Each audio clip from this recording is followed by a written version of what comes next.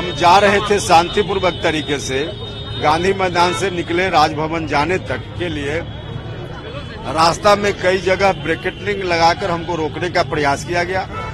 अंतिम रूप से डाक बंगला चौराहे पे तो प्रशासन के लोगों ने सीधे मना कर दिया। सख्ती के साथ इन लोगों ने हम लोगों को से कहा कि अब आगे नहीं जाने देंगे किसी भी स्थिति में। हम समझते हैं कि सरकार यह जो प्रशासन का रवैया है पूरे तौर पे गलत है, लेकिन शासन प्रशासन के लोगों ने अपनी इच्छा से ऐसा नहीं किया है। हम तो शांतिपूर्वक चल रहे हैं, बिल्कुल गांधीवादी तरीके से आंदोलन कर रहे हैं। भला प्रशासन के लोग कैसे हमको रोक पाएंगे? सीधे तौर पे राज्य की सरकार के इशारा पर ये लोग मजबूर हैं हम लोगों के साथ ऐसा बर्ताव करने के लिए, और इसलिए इन लोगों ने रोका है। और यहाँ के बाद हम महामहिम से जाकर आग्रह करने के लिए एक डेलीगेशन के रूप में हम जा रहे हैं। यहाँ रोकने का जो प्रयास हुआ, सरकार के इस रवैया का हम सख्त विरोध करते हैं।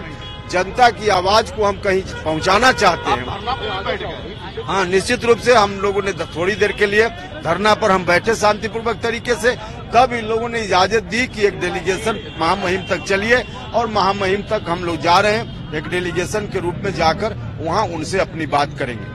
क्या बात होगी, आप लोग क्या हम कहेंगे उनसे कि महामहिम राज्य की सरकार पूरे तौर पे गलत काम कर रही है। जातीय आंकड़ा इन्होंने फर्जी तरीके से जुटाया है। आर्थिक आंकड़ा तो पता नहीं, किसी व्यक्ति से जब तक कोई पूछेगा नहीं, हमको कोई तो सरकार का कर्मचारी अधिकारी बता दे कि किसी इंडिविजुअल से पूछे बिना उसके बैंक अकाउंट में कितना पैसा है, कैसे पता हो जाएगा किसी को? किसकी कितनी संपत्ति है गांव में, शहर में, कैसे किसी को पता हो जाएगा? और जब तक यह पता नहीं हुआ तो आर्थिक आंकड़ा जुटाने का जो सरकार दावा कर रही है, यह आंकड़ा कैसे जुट गया? इसका मतलब कि सरकार का दावा पूरे तौर पे जाली है, खोखला दावा है। और जब तक खोखला दावा के साथ ही लोग कुछ भी आंकड़ा जुटाने की बात कर रहे हैं, तो आंकड़ा फिर आगे आने वाले दिनों में बहुत ही नुकसान का कारण बनेगा। इसलिए इन आंकड़ों को दुरुस्त करना जरूरी है। हमारी मांग है कि राज्य सरकार इन आंकड़ों को दुरुस्त करने का रास्ता निकाले। अंतिम रूप से जब दुरुस्त हो जाए तब इसका फाइनल पब्लिकेशन हो। महामहिम से हम आग्रह करेंगे कि राज्य सरकार हम लोगों के साथ अन्याय कर रही है, बिहार की जनता के साथ अन्याय कर रही है। आप हस्तक्षेप कीजिए ताकि हमारी मांगे पूरी हो सके। आपके कार्यकर्ता चिल्ला रहे थे कि एक भाई चारा चोर, दूसरा भाई जाति चोर। देखिए, आप भी समझ सकते हैं इस बात को।